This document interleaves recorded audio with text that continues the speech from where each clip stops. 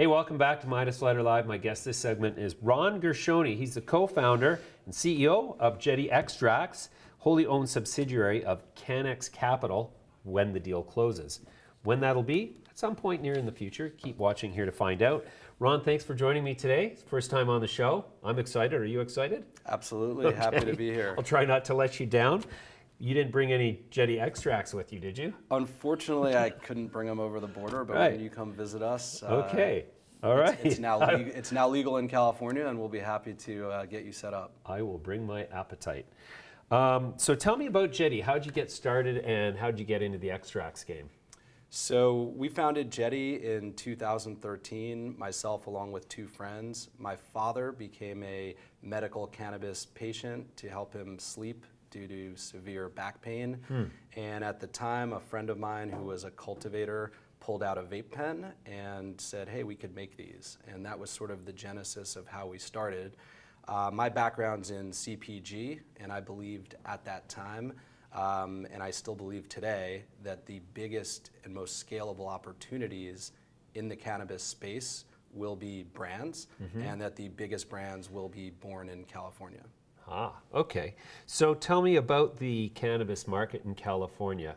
Outside of California, we get a lot of contradictory information, and I believe that's probably, at least in part, a result of the fact that within the state, county by county, the rules are different. There's different sort of licensing categories. There's different levels of testing required at the final product. Like, what is it like to operate in California, and are you operating where you're operating because it's simple and you've got it figured out? I would say nothing in California is simple. We are operating in Oakland, which is a fairly friendly municipality, and the state is extremely fragmented. So we have moved several times until we've settled into our current manufacturing and distribution facility. The state legalized cannabis, which went into effect January 1st of this year, and that's for adult use as well as medical use. And it's been kind of a chaotic year, but we've been preparing for this for quite some time and have pretty much all of our packaging and our product and our distribution system dialed. Okay. So we're really excited for what we see as a really big opportunity to introduce Jetty products to new consumers that were not previously part of the market. Okay, so do you sell Jetty Extracts now in California? Absolutely. We've been selling since we started. Okay. We have our own branded, we make concentrates, so we don't cultivate and we don't retail. We bring in the plant material, and then we do extraction processes on that material and formulate different sorts of oils and waxes, and then we usually package those into vape cartridges. Vape cartridges right now in the California market and in many legal markets make up 50% or more of the total market share. Wow. So do you make like shatter vapes? We've tried making shatter vapes. Most of what we make right now are actually oil inside. Okay. So what's the highest potency I could buy in a Jetty vape format? Right now, the highest potency we're putting out is probably close to 90%. Okay, that is at least 3 times too potent for me. I'm like a one-hit kind of guy. I'm good for 2 hours. But so I guess just from like Canadians, we have no history of pre-packaged vapes that have ever been legal. So there's a whole swath of Canadians who are going to be like, what, 90% in a vape? That's just not happening. But that's not to say the only way to acquire or to consume cannabis in a vape doesn't have to be super potent. In fact, the great thing about a vape is you can get super mild, you can get great combinations of CBD, THC to sort of service whatever condition it is you're targeting, right? Well, we're in the process of a brand refresh to kind of modernize and be a more welcoming presence to a lot of new consumers. And we are introducing some new products that will be lower potency specifically for that reason. In California, prior to January, our best-selling products were always the highest THC per dollar. Right. And we see that changing as newer consumers want to make sure that they're not getting too high. So microdosing has become a much bigger part of the market, and we're introducing products specifically at lower doses to make you happy when you come visit. Right. Yeah. No, that's great. I went through school, and when we were kids in high school, it was all about getting as high as possible all the time, as much as possible. And mind you, but we weren't faced with even dried flower. I mean, I doubt we ever smoked flower at even 30% THC. I bet you it rarely got higher than 25.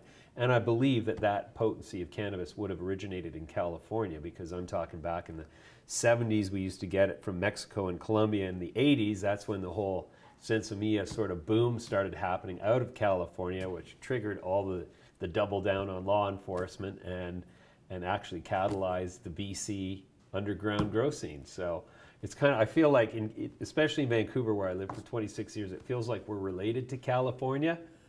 But I've never been exposed to anything growing or part of that scene in California. So I'm excited to come down there and shoot you guys at your operations with a camera crew.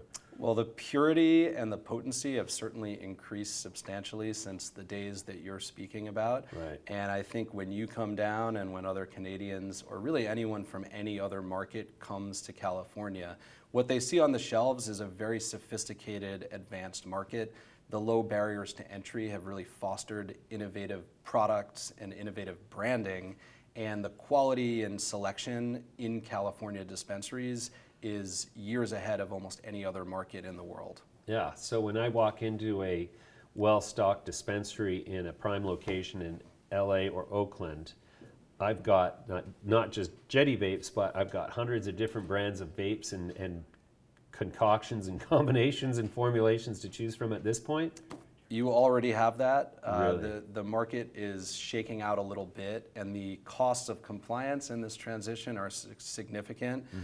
So I do think we're going to see a number of existing companies that will not be able to make it through the transition. But that said, there's vape products, there's edibles, there's topicals, there's flower, there's pre-rolls. There's really a whole lot of products that's branded and ready for you to pull off the shelf and consume. It's funny, our legal rules for recreational kicks in October, and our government's all a Twitter about, oh no, we will allow, extracts, but no edibles, and it's just like, what's the difference? How about what if I eat my extract? Like, it's crazy. So in California, do you think that are you concerned at all about the risk that an oversupply of product or raw material catalyzes a price competition to the downside that actually starts to eliminate this abundance of variety? I don't think it'll eliminate the variety, but I do believe it's inevitable that there will become an oversupply, and it will have downward pricing pressure on the plant material itself. And we've seen that happen in Colorado and Washington and Oregon. So as these markets get developed, the supply side comes on strong, and you do see that downward pressure. We're not a cultivator, and we don't really intend to cultivate at scale. So we enjoy purchasing from farmers that we work with and processing the material into branded products, which I believe are going to be a bigger portion of the market, and also a portion of the market that has more sustainable margins. So is part of your day just going out to see all these farmers and saying, so what's the crop? What did you grow?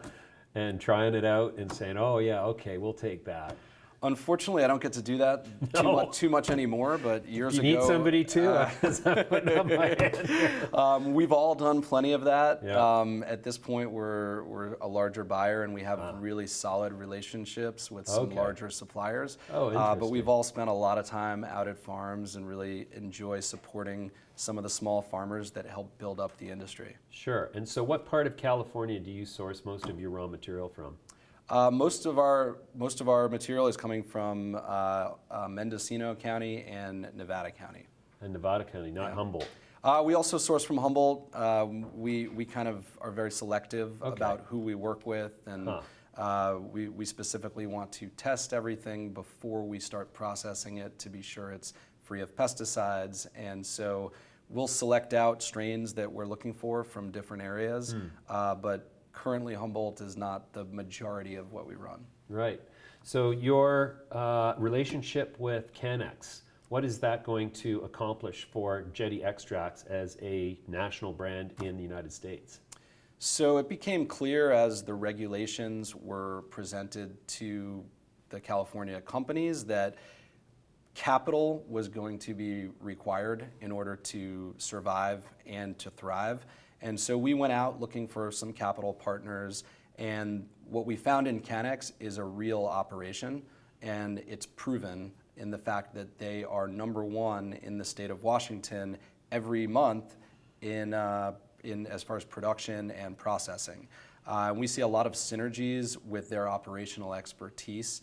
They can add a lot more to Jetty than just the capital that we see coming in from all different types of sources. We're going to be bringing our Jetty products up to Washington and some of Cannex's products down from Washington into the California market, probably within the next month or two. Oh, sounds like a very happy relationship. All right, tell you what, we're going to leave it there, Ron. I'm going to come and visit you actually next week in California, and we're going to come back to you regularly and keep tracking this story, and I can't wait to try the Jetty Extracts. I'll put aside a 90% potency pen for you. That will not be necessary unless you want to see me act like a clown. Anyways, we'll come back to you soon. Thanks for joining me today. Thank you.